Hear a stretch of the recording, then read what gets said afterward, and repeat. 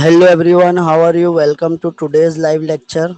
So my name is मोमिन Abdullah, my qualification is MSc B.Ed और यहाँ इस ग्रुप में रोज़ 2:30 बजे 2:30 को डेली लाइव लेक्चर होता है। आपको पीडीएफ नोट्स वगैरह भी मिल जाएगी डेली लेक्चर की। हाँ बेटा, स्टार्ट करेंगे, पहले ये ख़त्म हो जाने दो, नेक्स्ट मंथ वो स्टार्ट करेंगे इलेक्ट्रोमैग्नेटिक वेव्स। ओके, तो हम इलेक्ट्रोस्टैटिक्स पढ़ रहे हैं और इलेक्ट्रोस्टैटिक्स में बेसिकली इलेक्ट्रिक फ्लक्स आज पढ़ने वाले हैं और गॉस लॉ पढ़ने वाले हैं। And these topics are very important. ये बहुत इम्पॉर्टेंट टॉपिक है according to twelfth point of view. जब आगे आप ट्वेल्थ में जाओगे तो ये कंसेप्ट यूज में आते हैं। बट कल के लेक्चर में हम क्या पढ़ रहे थे? प्रॉपर्टीज और characteristics of electric lines of force पढ़ रहे थे। क्या पढ़ रहे थे हम?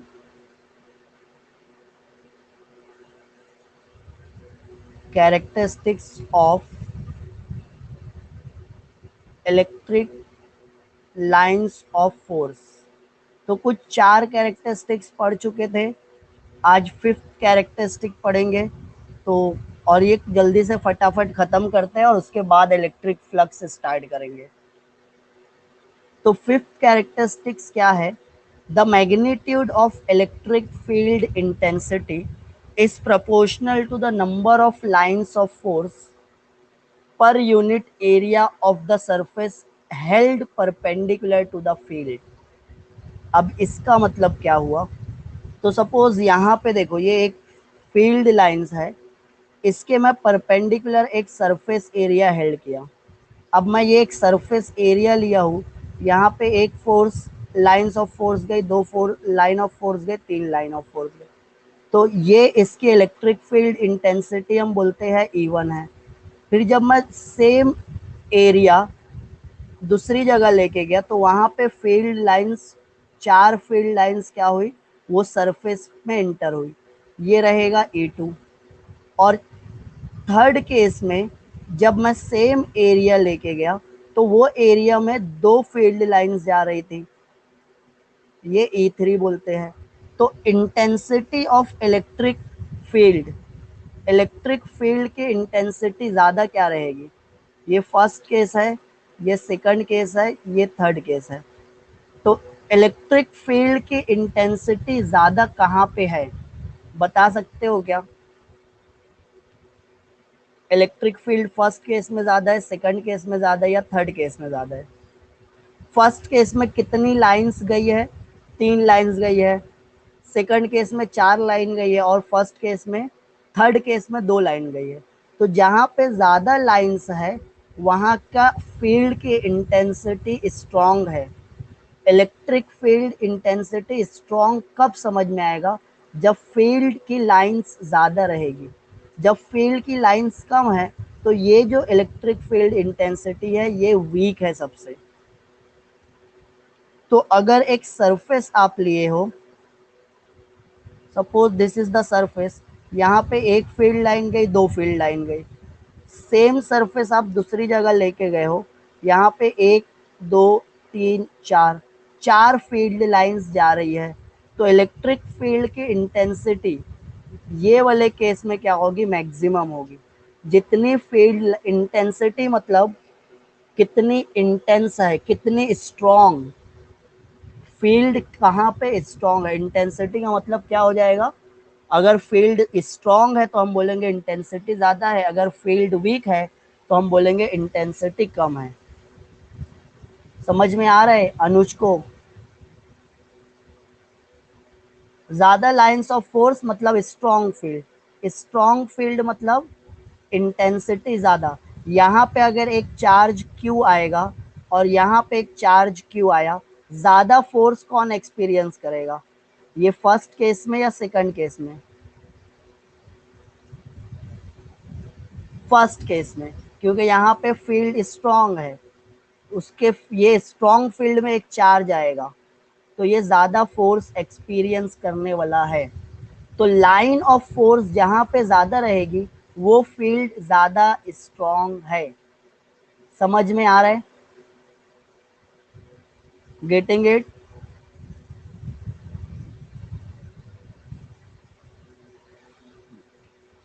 तो यहाँ पे देखो, ये एक चार्ज है प्लस क्यू और ये एक चार्ज है माइनस क्यू। प्लस क्यू से फील्ड लाइन क्या हो रही है? ओरिजिनेट होती है, प्लस क्यू से निकलती है और माइनस चार्ज में जाती है। तो ये फील्ड लाइंस क्या हो गई? मिल गई। बट जब पॉजिटिव पॉजिटिव चार्ज रहेगा तो फील्ड लाइंस मिलती नहीं है, वो एक दूसरे को क्या करने वाले हैं? रिपेल करने वाले हैं। तो ये कभी भी मिलने वाली नहीं है। ऐसे ही माइनस क्यू के चार्जेस, फील्ड लाइंस भी कभी भी इंटरसेक्ट नहीं करेगी, वो एक दूसरे को क्या करने वाली है? रिपेल करने वाली है। They will never meet each other. Six characteristic क्या है? Electric lines of force are crowded in a region where electric field intensity is large. Line of force crowded रहेगी, क्राउडेड रहेगी मतलब बहुत ज्यादा लाइन्स ऑफ फोर्स है, तो वहां पे इलेक्ट्रिक फील्ड स्ट्रॉन्ग है। अगर ये रीजन में मैं इलेक्ट्रिक फील्ड E1 और E2, तो कहाँ पे इलेक्ट्रिक फील्ड स्ट्रॉन्ग है? E1 वाले रीजन में या E2 वाले रीजन में?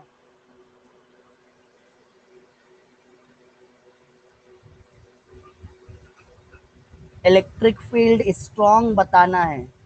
देखो यहाँ पे ये एक रीजन है, इसको मैं बोलता हूँ रीजन 1। ये दूसरा रीजन ले लिया, सेकंड रीजन। और यहाँ पे मैं थर्ड रीजन ले लिया। स्क्रीन में दिख रहा है ना सबको? फर्स्ट रीजन में ज्यादा लाइंस ऑफ फोर्स आ गई, या सेकंड रीजन में, या थर्ड रीजन में? कहाँ पे ज्यादा लाइंस ऑफ फोर्स है? समझ रहा है? Are you getting my point? किसी को कुछ डाउट होगा तो जल्दी से पूछो। डाउट नहीं है? फील्ड इंटेंसिटी, फील्ड की इंटेंसिटी स्ट्रॉन्ग कब है?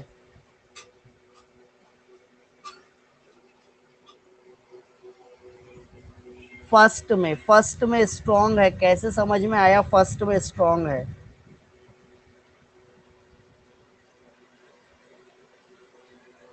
क्योंकि वहां पे लाइंस ऑफ फोर्स ज्यादा है, क्राउडेड है वहां। वो रीजन क्या है? लाइंस ऑफ फोर्स से क्राउडेड है, तो ये फर्स्ट रीजन में फील्ड स्ट्रॉन्ग है। सेकंड रीजन में देखो,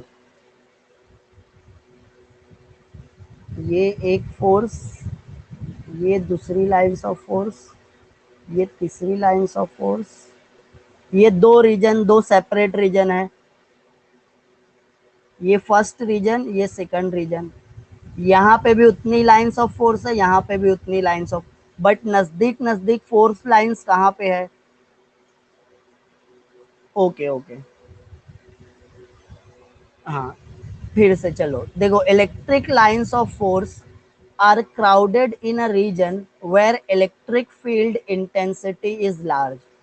लाइंस ऑफ फोर्स जहाँ पे क्राउडेड रहेगी, क्राउडेड मतलब नजदीक नजदीक, तो वहां पे फील्ड की इंटेंसिटी क्या हो जाएगी? स्ट्रॉन्ग। मैं ये एक डायग्राम बनाता हूँ, ये एक लाइन, ये दूसरी लाइन, ये तीसरी लाइन, ये चौथी लाइन, ये पांचवी लाइन। दो सेपरेट रीजन दिख रहा है, मैं ये रीजन 1 बोलता हूँ और ये वाला रीजन 2 है। अब फील्ड लाइंस नजदीक नजदीक कौन से रीजन में? फर्स्ट वाले रीजन में या सेकंड वाले रीजन में? फर्स्ट वाला क्राउडेड है। अगर लाइंस क्राउडेड है तो ये इलेक्ट्रिक फील्ड इंटेंसिटी ज्यादा है। लाइंस दूर दूर है तो ये इलेक्ट्रिक फील्ड इंटेंसिटी कम है। अभी समझ में आया? देखो नेक्स्ट पॉइंट भी वही लिखा है, electric lines of force are widely separated, दूर दूर रहेगी, from each other in a region where electric intensity is small. वही लिखा है, जहां दूर दूर रहेगी वहां पे स्मॉल, जहां करीब करीब है they are close to each other, crowded है वहां पे स्ट्रॉन्ग रहेगी, और जहां दूर दूर है वहां पे वीक रहेगी, स्मॉल रहेगी इलेक्ट्रिक फील्ड इंटेंसिटी। ये समझ में आ रहा है? ये समझा क्या? सिक्स्थ और सेवन पॉइंट दोनों कनेक्टेड है आगे बढ़ने का। चलो ठीक। The lines of force of an uniform electric field are parallel to each other and are equally spaced। Uniform electric field है, हमको क्या बताना है? यूनिफॉर्म। यूनिफॉर्म का मतलब सब जगह same. Okay, thank you thank you. Uniform मतलब सब जगह सेम रहेगी। तो मैं ये एक लाइन बनाया, ये दो लाइन बनाया, ये तीन लाइन बनाया, ये चौथी लाइन बना दिया, ये पांचवी लाइन बना दिया।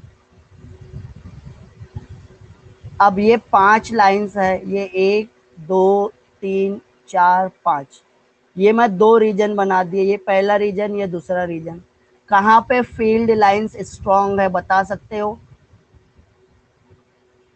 कहाँ पे फील्ड लाइंस स्ट्रांग है? बोथ, दोनों जगह सेम बोल सकते हो। जो फील्ड लाइंस यहाँ पे है वही फील्ड लाइंस इंटेंसिटी सेम है ना? दोनों इक्वली स्पेस्ड है, सेम है। सेम है मतलब ये कोई भी पॉइंट पे चले जाओ इलेक्ट्रिक फील्ड इंटेंसिटी सेम मिलने वाली है। सेम का मतलब क्या हुआ? यूनिफॉर्म, एक जैसी, कांस्टेंट, यहाँ पे चेंज नहीं होगी। पिछली स्लाइड में ये देखो, यहाँ पे स्ट्रॉन्ग थी फील्ड, यहाँ पे फील्ड स्ट्रॉन्ग थी, यहाँ पे स्ट्रॉन्ग थी, बट यहाँ पे आ गए तो वीक हो गई। एक चार्ज यहाँ पे आएगा तो फोर्स कम एक्सपीरियंस करेगा, एक चार्ज यहाँ पे आएगा तो फोर्स ज्यादा एक्सपीरियंस करेगा। ऐसे यहाँ पे एक चार्ज है Q1, यहाँ पे एक चार्ज है Q2, दोनों चार्जेस सेम फोर्स एक्सपीरियंस करेंगे क्योंकि दोनों सेम फील्ड में है। जो फील्ड में है उसकी वैल्यू इंटेंसिटी सेम है। तो अगर मेरे को यूनिफॉर्म बताना है तो मैं क्या करूंगा? पैरेलल लाइंस बनाऊंगा। ये सब लाइंस पैरेलल है क्या? यहाँ पे पांच लाइंस है, पैरेलल है ना, और एक दूसरे से इक्वल डिस्टेंस पे है। जो फर्स्ट और सेकंड का है वही डिस्टेंस लास्ट टू का होगा। कोई भी दो लाइंस का डिस्टेंस क्या रहना चाहिए? Same. Parallel lines equal distance पे। ये मेरा अभी पैरेलल बना नहीं है डायग्राम, बट ये वाले डायग्राम से आपको समझ में आ गया होगा। तो ये फील्ड को हम क्या बोलेंगे? यूनिफॉर्म फील्ड है। समझ में आ रहा है? अच्छा, अब एक पॉइंट चार्ज है। कौन सा चार्ज है? Point charge. और ये हम बोलते हैं प्लस क्यू है। तो प्लस क्यू क्या करता है? अपनी फील्ड बनाएगा। अपनी फील्ड बनाएगा मतलब ये एक, ये दो, ये तीन, ये चार, ये पाँच, ये छः, ये सात, ये आठ, ऐसे फील्ड लाइंस वो अपनी बना लिया। और यहाँ से फील्ड लाइंस क्या होने वाली है? ओरिजिनेट होने वाली है। कहाँ से ओरिजिनेट हो रही है? प्लस चार्ज है। तो ये मेरे को बताओ, सब जगह इंटेंसिटी सेम है क्या? अगर मैं एक चार्ज Q नॉट को यहाँ पे लेके आया, एक चार्ज Q नॉट को यहाँ पे लेके आया और एक चार्ज Q नॉट को यहाँ, तो सेम रहेगी क्या?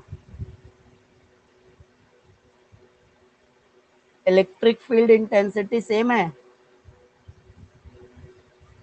सेम इंटेंसिटी मतलब पैरेलल लाइंस। सेम इंटेंसिटी का मतलब क्या हुआ? पैरेलल लाइंस इक्वल डिस्टेंस पे।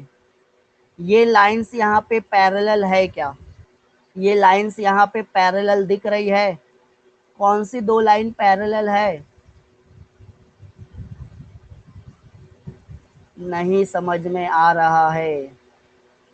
पॉइंट चार्ज है, क्यू है, ये एक फील्ड लाइन, ये दूसरी फील्ड लाइन, ये तीसरी फील्ड, ये पैरेलल लाइंस बना रहा हूं मैं।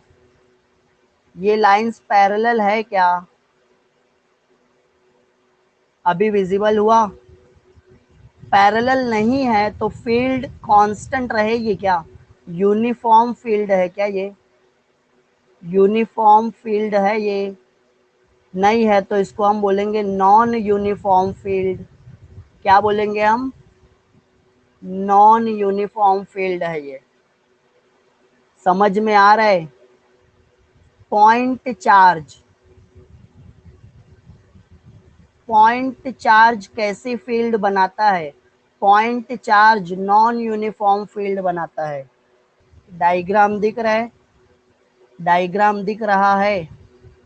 ठीक है, चलो। ये एक ब्लू लाइन दिखी, ये एक रेड लाइन दिखी, रेड बॉक्स, और एक कौन से कलर का ले लूं?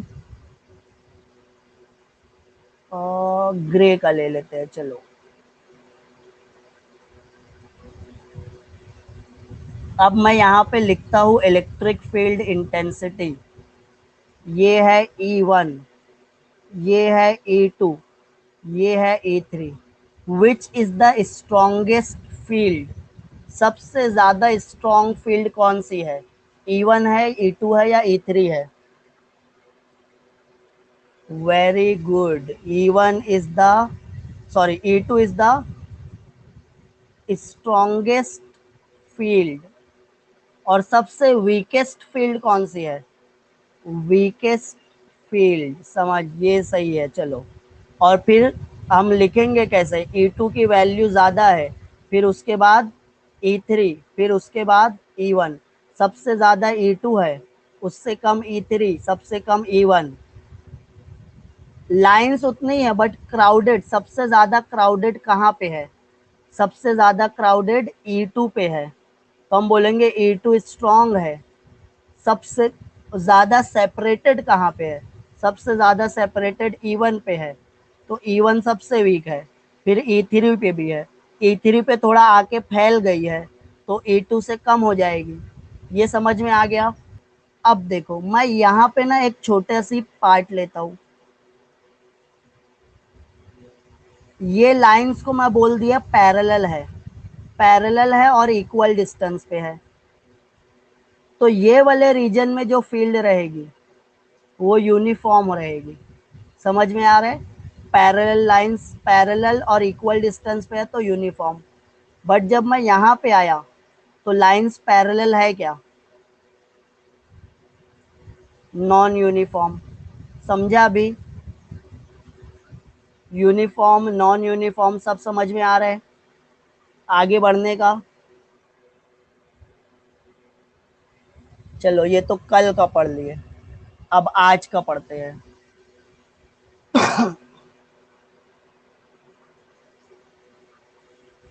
चलो, एक ब्रेकआउट सेशन हो जाए।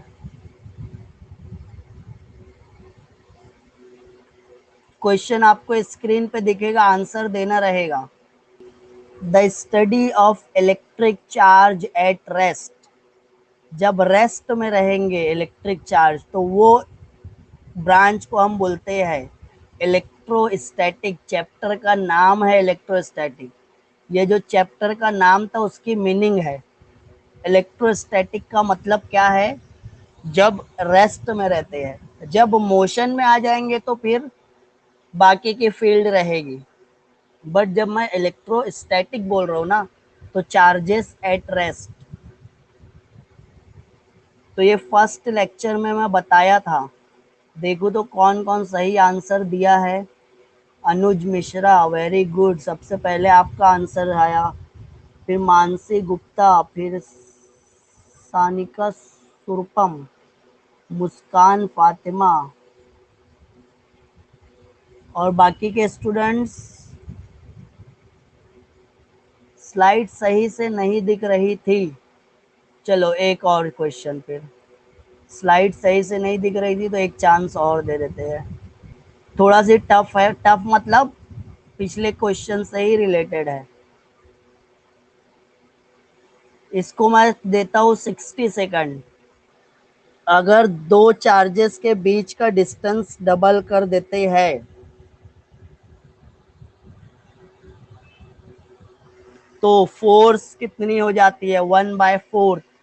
बिकॉज बता देता हूं मैं, जो फोर्स होती है electrostatic force it is inversely proportional to distance square.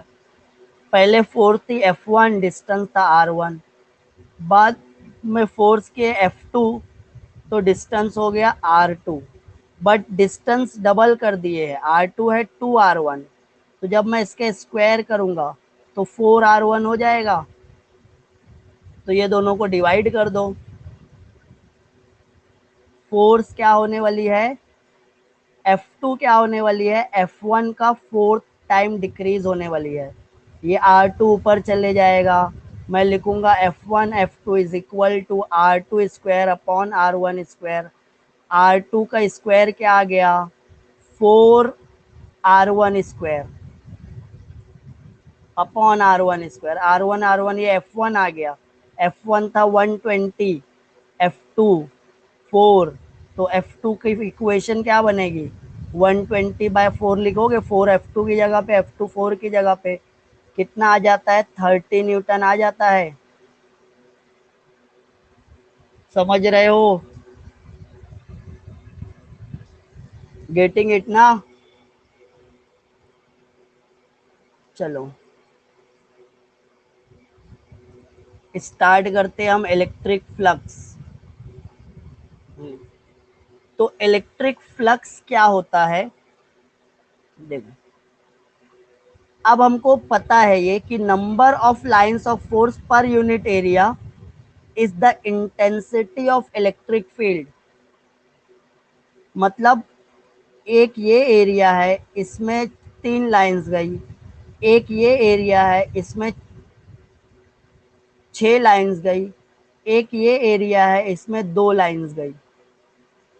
Number of lines of force, ये जो number of lines of force है ना, इसको ही हम इलेक्ट्रिक फ्लक्स बोलते हैं, और इसको हम फाई से डिनोट करेंगे। तो जहाँ पे इंटेंसिटी ज़्यादा है मतलब वहाँ पे लाइंस ऑफ फोर्स ज़्यादा है, मतलब वहाँ पे इलेक्ट्रिक फ्लक्स ज़्यादा रहेगा। इलेक्ट्रिक फ्लक्स का मतलब क्या होता है, number of lines of force, एक पर्टिकुलर एरिया में कितनी लाइंस ऑफ फोर्स जा रही है। तो φ1 इज योर इलेक्ट्रिक फ्लक्स, ये क्या है आपका इलेक्ट्रिक फ्लक्स है। इलेक्ट्रिक फ्लक्स कहाँ पे ज्यादा है, φ1 ज्यादा है, φ2 ज्यादा है, या φ3 ज्यादा है,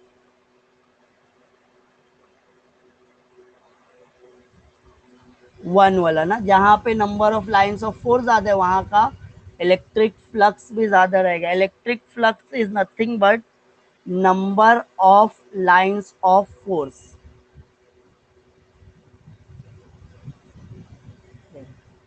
अब नंबर, देखो इंटेंसिटी, इलेक्ट्रिक फील्ड इंटेंसिटी क्या होता है, lines of force upon area. तो लाइंस ऑफ फोर्स को हम क्या बोलते हैं, ई इंटू एरिया लिखोगे क्या,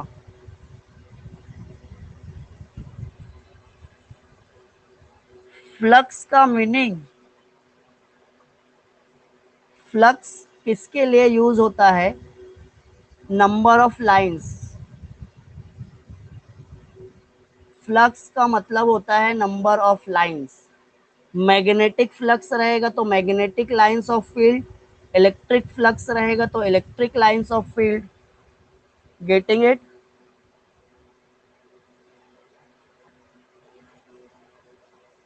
फ्लक्स का मतलब lines of force, number of lines of force को ही हम क्या बोलते हैं, फ्लक्स बोलते हैं। अब देखो ये सपोज करते हैं ये एक एरिया है, मैं बुक को क्रॉस पकड़ा हूं और ये इलेक्ट्रिक फील्ड में है,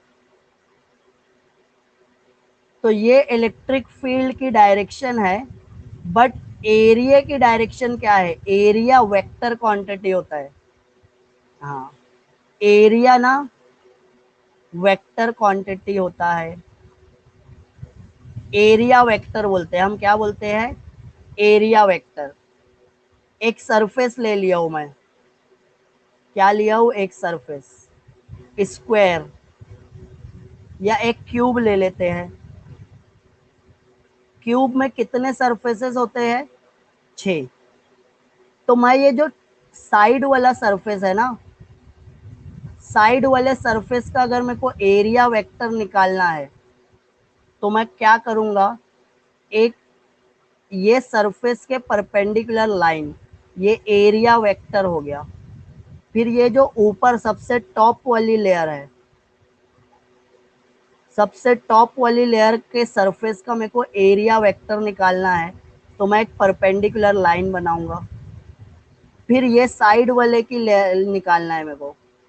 अब मेरे को क्या करना है? एरिया वेक्टर ये साइड वाली लेयर का निकालना है, तो मैं इसके परपेंडिकुलर, तो ये परपेंडिकुलर जो लाइन है एरिया के परपेंडिकुलर, इसको हम एरिया वेक्टर बोलते हैं। Area vector is perpendicular to the surface. Surface के हमेशा परपेंडिकुलर होगा। समझ में आ रहा है? बॉटम वाला जो है, बॉटम जो सरफेस है क्यूब का, उसका मेरे को एरिया वेक्टर निकालना है, तो मैं उसका एरिया वेक्टर कैसे निकालूंगा? एक परपेंडिकुलर ड्रॉ करके। तो सरफेस कैसा भी, ऐसा अगर सरफेस है, ये सरफेस है, इसका परपेंडिकुलर बना दिया तो ये एरिया वेक्टर हो गया। तो यहाँ पे वही बोला है, number of lines of force मतलब फ्लक्स इंटेंसिटी इनटू एरिया।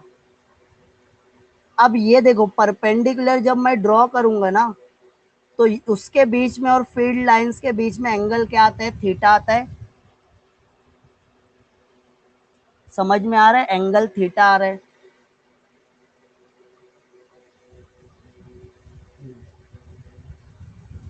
यहाँ पे एक दूसरा डायग्राम मैं बना देता हूँ। ये एक एरिया है, एरिया थोड़ा सी क्रॉस है। क्या है? क्रॉस पकड़े हो आप, बुक को क्रॉस पकड़े हो, ये फील्ड लाइंस है। ये सरफेस से परपेंडिकुलर एक ड्रॉ किया। यहाँ पे एरिया वेक्टर को एस, तुम्हारी टेक्स्ट बुक में ना एरिया वेक्टर को एस लिया है और मैं लिख रहा हूं ए, दोनों सेम है। क्या है ये? Area vector. जब आप टेक्स्ट बुक खोलोगे आपको एस दिखेगा, कंफ्यूज मत होना, एस भी एरिया वेक्टर है और ए भी एरिया वेक्टर है। तो चलो अब मैं ये एस लिख लेता हूं। ये जो लाइन है ये किसकी है? इलेक्ट्रिक फील्ड इंटेंसिटी की है। ये दोनों के बीच में कुछ एंगल बनेगा।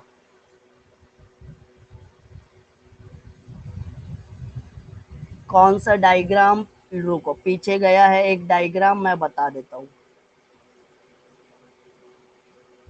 यहाँ पे देखो, ये एरिया दिख रहा है, डायग्राम दिख रहा है सबको अभी? ये जो एरो दिख रहा है, यहाँ पे लाइंस आपको दिख रही होगी, ये लाइंस किसकी है? इलेक्ट्रिक फील्ड इंटेंसिटी की है।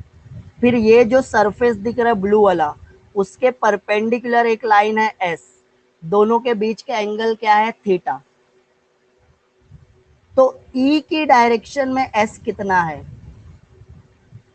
S in the direction of E, S find out करना है in the direction of E, E की डायरेक्शन में फाइंड आउट करना है। तो मैं कैसे फाइंड आउट करूंगा? मैं ये ट्रायंगल कंप्लीट कर लिया, ट्रायंगल कंप्लीट हो गया क्या? ये पॉइंट को हम ओ बोल देते हैं। तो ओ ई एस, ओ ई एस में आप कॉस थीटा का फॉर्मूला अप्लाई करो। गड़बड़ हो गई। हाँ, चलो, इन ट्रायंगल, ये ट्रायंगल कंप्लीट कर लिया। O E S, cos theta का फॉर्मूला क्या होता है? Adjacent side upon hypotenuse. तो adjacent upon hypotenuse, adjacent side कौन सा है? ये 90 डिग्री वाला मिल रहा है, 90 के सामने हाइपोटेनस, तो एडजेसेंट क्या है यहाँ पे? ट्रायंगल ओ ई एस में एडजेसेंट क्या है? स्क्रीन दिख रहा है तुम लोग को?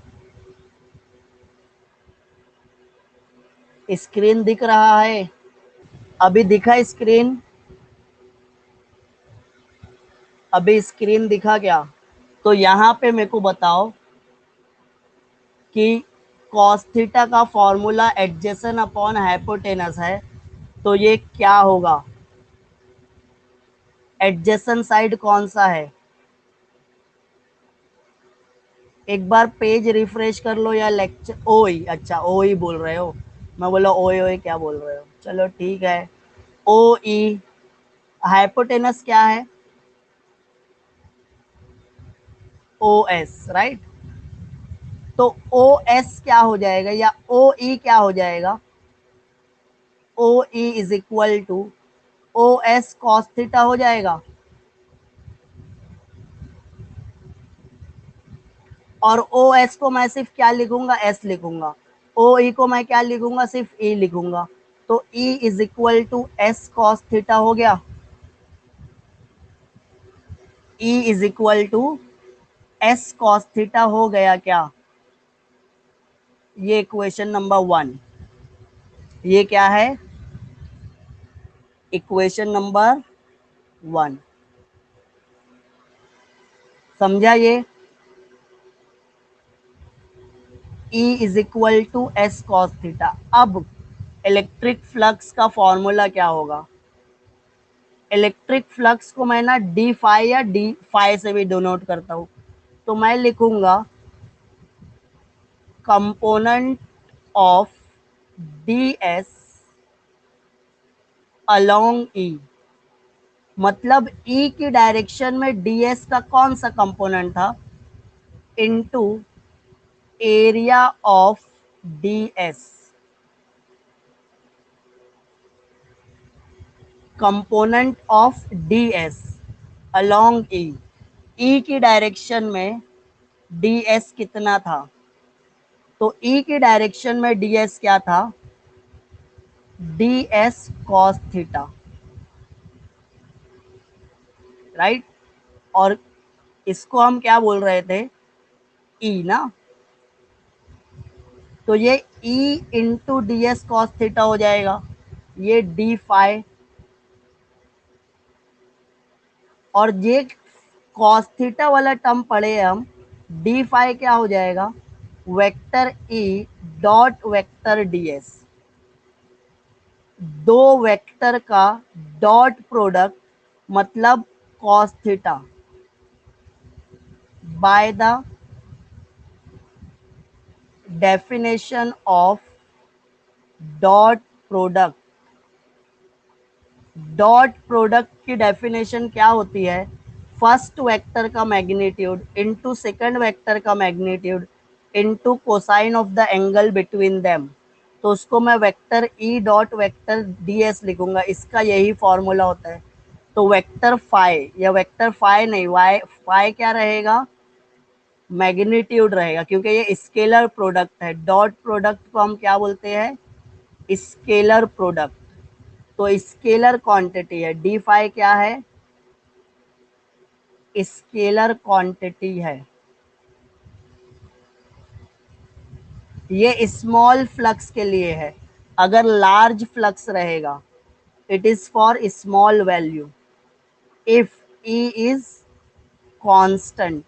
बट अगर ई कांस्टेंट मतलब यूनिफॉर्म, अगर इलेक्ट्रिक फील्ड इंटेंसिटी यूनिफॉर्म है, तो मैं ये वाला फॉर्मूला यूज करूंगा, E into D S. But अगर ये नॉन यूनिफॉर्म है, नॉन यूनिफॉर्म के लिए मैं क्या यूज करता हूँ? Integration. Phi is equal to integration of D phi. तो integration of E into D S अगर ये ई कांस्टेंट रहेगा तो बाहर आ जाएगा, नहीं तो ये अंदर ही रहेगा। तो ये किसके लिए है? If E is non uniform, ये टोटल फ्लक्स है। टोटल फ्लक्स को फाइंड आउट करने के लिए मेरे को स्मॉल स्मॉल वैल्यू को क्या करना पड़ता है? ऐड करना पड़ता है। और टोटल फ्लक्स का एसआई यूनिट क्या है?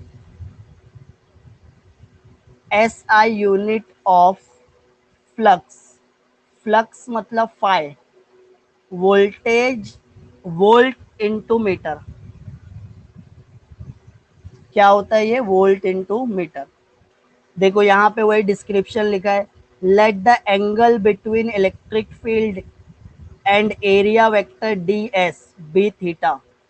ये एक सरफेस था, क्रॉस था, ये एक इलेक्ट्रिक फील्ड इंटेंसिटी थी, इसके बीच में और एरिया वेक्टर डी एस के बीच में एंगल थीटा बन रहा था। Then the electric flux passing through area D S is given by component of E, component of D S along E, और एरिया ऑफ डी एस। तो area of D S को तो मैं D S cos theta लिखूंगा और ई लिखूंगा, तो ई D S cos theta, मतलब ये क्या हो जाएगा? डॉट प्रोडक्ट की डेफिनेशन है। डॉट प्रोडक्ट को हम स्केलर प्रोडक्ट भी बोलते हैं, ये मैथमेटिकल मेथड्स में पढ़े हैं। फिर टोटल फ्लक्स के लिए मैं क्या करता हूँ? इंटीग्रेट कर देता हूँ, और इसका ऐसा यूनिट क्या होता है? Volt into metre. अब उसके बाद हमको गॉस लॉ पढ़ना है। गॉस लॉ क्या बोलता है? टोटल फ्लक्स, गॉस लॉ के स्टेटमेंट क्या है? ये जो टोटल फ्लक्स है, ये हम क्या कर रहे हैं? इंटीग्रेट कर रहे हैं ना स्मॉल स्मॉल फ्लक्स को। तो गॉस बोला कि ये करने की जरूरत नहीं है।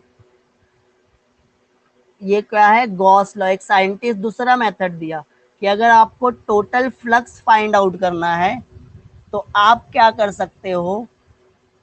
Charge enclosed bye a close surface, total charge upon E not. E not क्या है? Permittivity of vacuum. E not है परमिटिविटी ऑफ वैक्यूम। ये टोटल चार्ज इन क्लोज्ड सरफेस, ये क्या है? टोटल चार्ज इन क्लोज्ड सरफेस।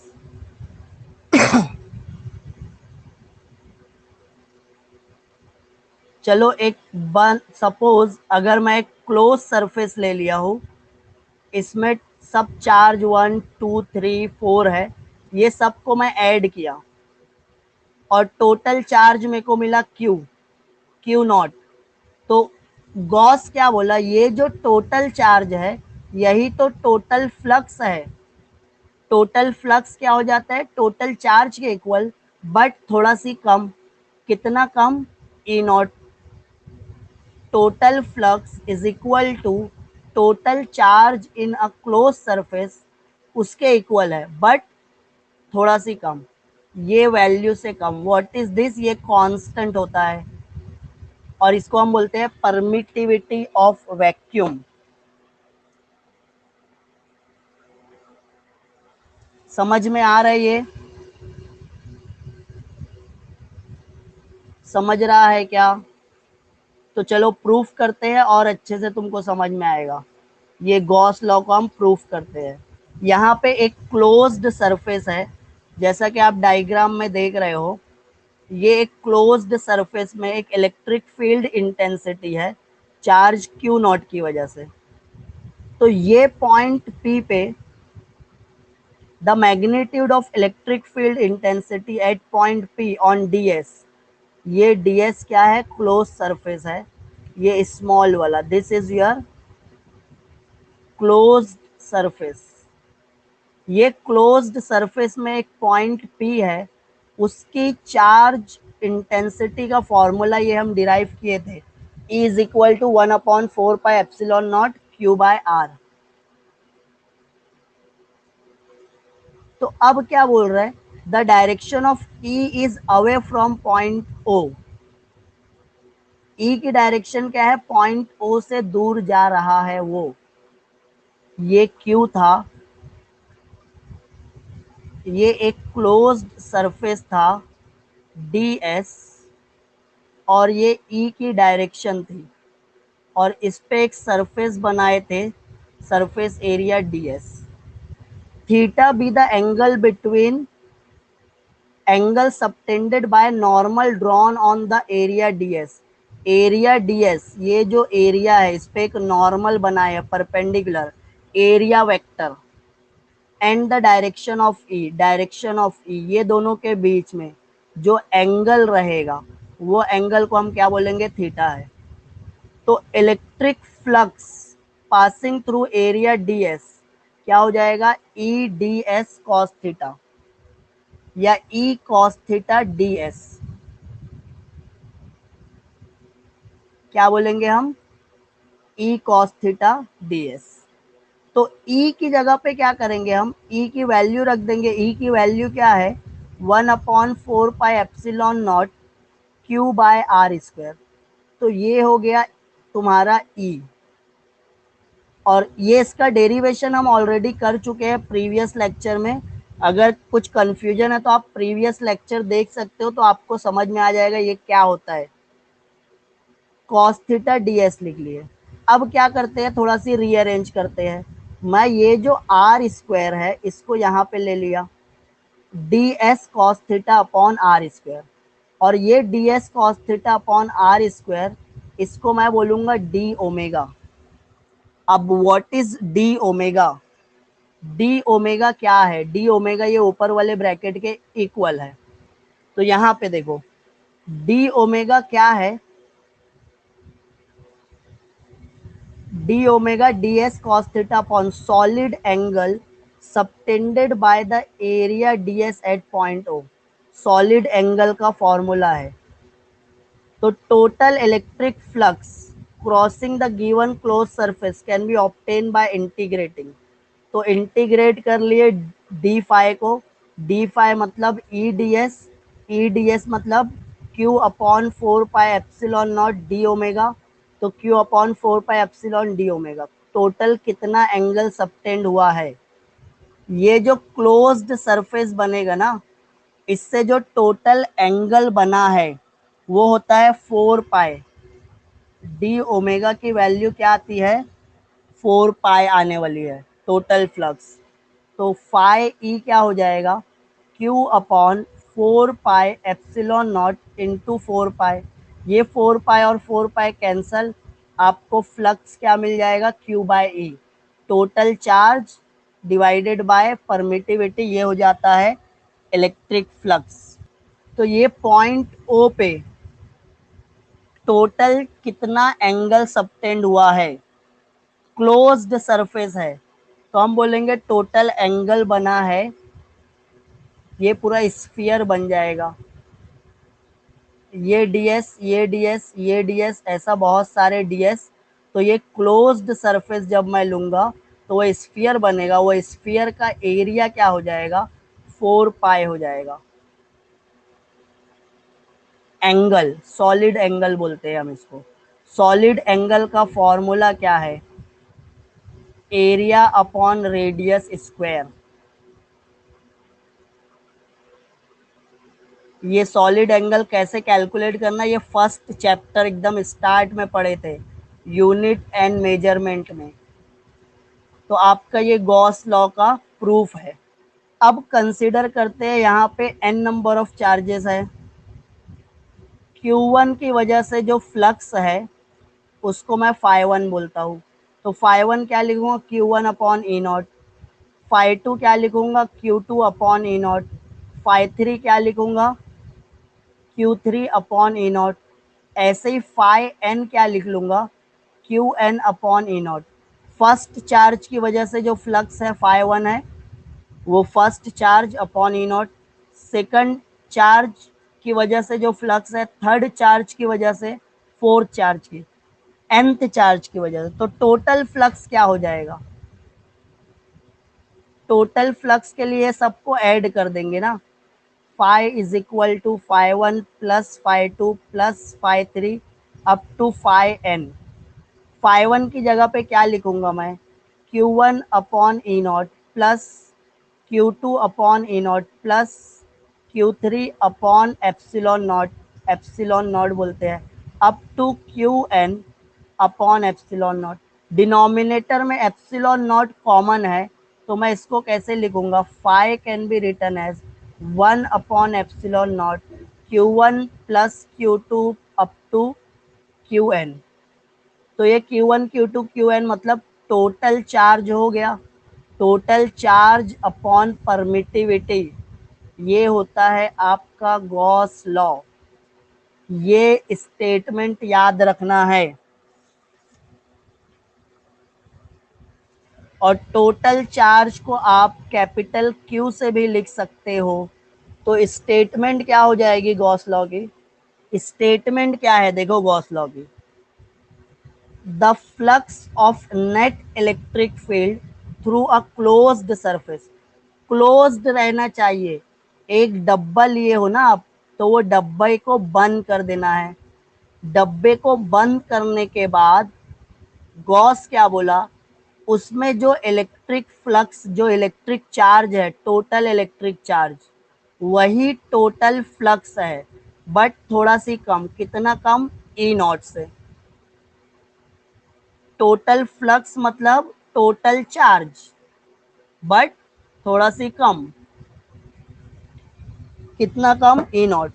तो the flux of the net electric field through a closed surface equal to the net charge enclosed by the surface divided by E naught.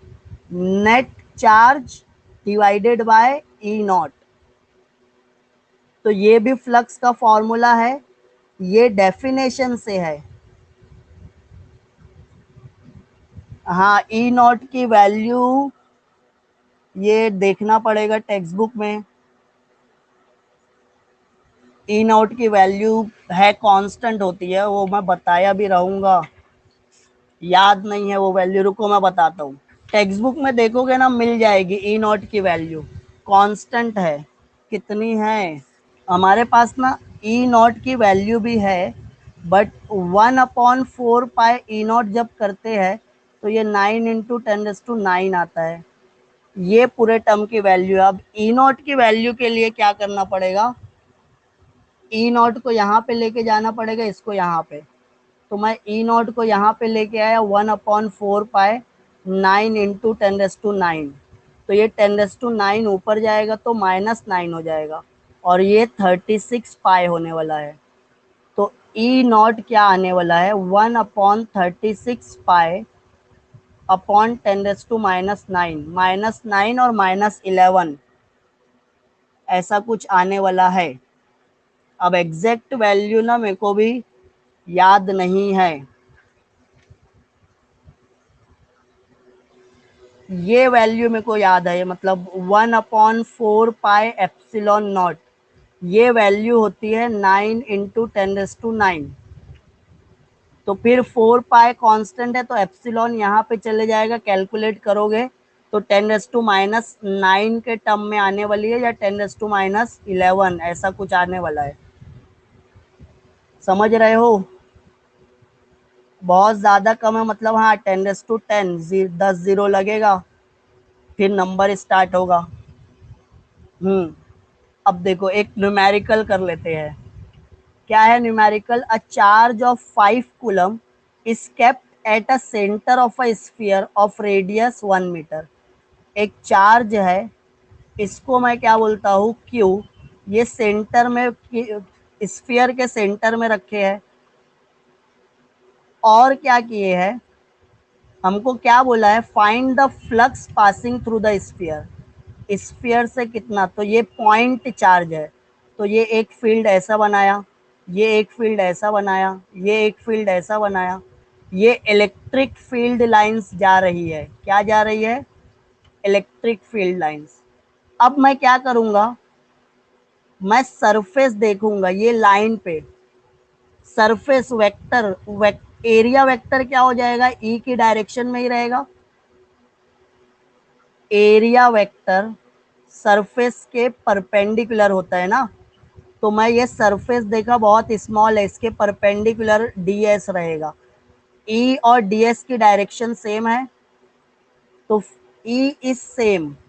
यहाँ पे भी E की वही value रहेगी, यहाँ पे भी E की वही वैल्यू, यहाँ पे भी E की वही वैल्यू, यहाँ पे भी E की वही वैल्यू, यहाँ पे भी E की वही वैल्यू। डिस्टेंस सेम है, तो E की वैल्यू सेम रहेगी क्या सरफेस पे हर जगह? ये 0.1 सेम डिस्टेंस, 0.2 सेम।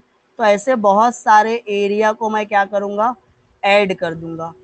जब सरफेस के स्मॉल स्मॉल एरिया को ऐड कर दिया तो टोटल सरफेस एरिया मिल जाएगा। और ये स्फीयर का टोटल सरफेस एरिया क्या होगा, E इंटू 4πr²। ये रेडियस क्या है, कैपिटल R है। इलेक्ट्रिक फील्ड इंटेंसिटी क्या रहेगी, सबकी सेम रहने वाली है। तो अब फॉर्मूला क्या लिख सकते हो आप, Q इलेक्ट्रिक फील्ड इंटेंसिटी का फॉर्मूला 1/4πε0r², 4π कैपिटल R²। ये है फ्लक्स का फॉर्मूला। उसके बाद ये 1/4πε0, इसकी जगह क्या लिखूंगा मैं, 9 × 10⁹। Q की वैल्यू क्या है, 5 कूलम है। 4π वैसे ही रहेगा।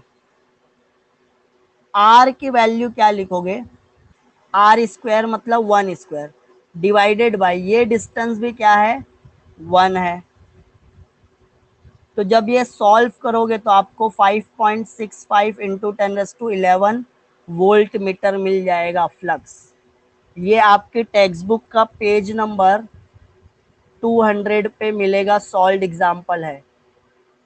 एक बार इसको देखो, कुछ डाउट रहेगा तो पूछो। तो एक बार नोट्स भेजूंगा मैं, एक बार उसको रिवाइज कर लो, और अगर कुछ डाउट रहेगा तो आप पूछ सकते हो। तो हम बोलेंगे ये जो टोटल फ्लक्स है it is independent of the shape of the close surface. समझ में आया? एक बार नोट्स भेजता हूँ, उसको पढ़ो, अच्छे से देखो। चलो आज के लिए इतना ही। Tata bye bye, see you tomorrow. बाकी का कल देखते हैं।